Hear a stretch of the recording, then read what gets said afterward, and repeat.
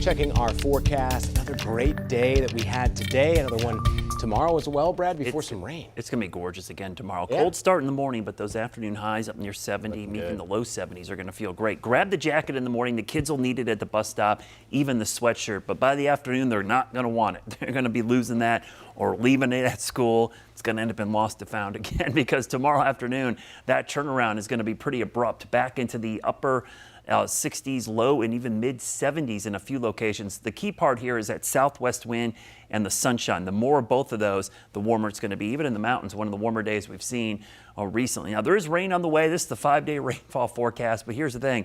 All of that is for one day. It's basically on Friday. You can see our rain chances here Friday at 70%. Now, that doesn't mean duration or intensity. It just has to do with the chance of seeing some rain. And where is that coming from? That system right there. You see that comma shape? There's the low pressure. There's the cold front. As this moves down, it's going to pull up some moisture. We can actually see some of that trying to come in off the Atlantic.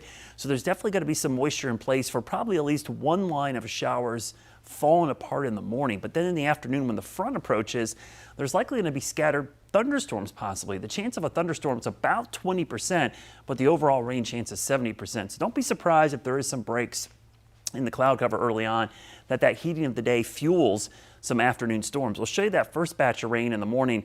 That looks pretty light, but then there is some breaks that develop here by the middle of the day as the cold front gets there right there, 4 o'clock. So 4, 5, 6 o'clock, that'll be the band of thunderstorms. And then once it moves through, should be dry after that. So for any high school football game still on Friday night, that 7 to 8 o'clock time frame might actually be pretty good because that's when everything starts to move out.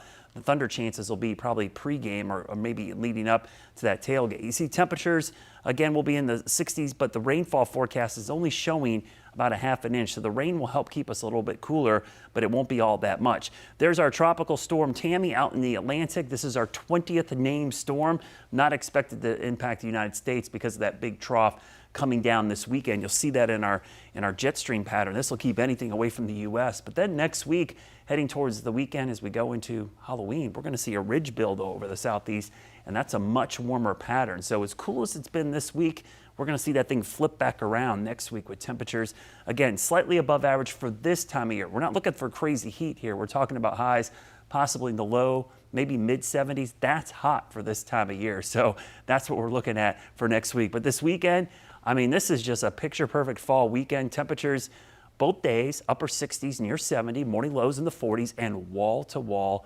sunshine. Here's your Guy Roofing 7-day forecast. You see this nice trend of mild, almost coolish weather here for October, really kind of what you would expect here in fall. Let's go 10 days in the future, and you can see the hints of that warming trend late next week as the 70s return, mid 70s for afternoon highs and morning lows in the 50s. So definitely warm for late October. Absolutely. Looks like it for sure. Brad, thanks for that look.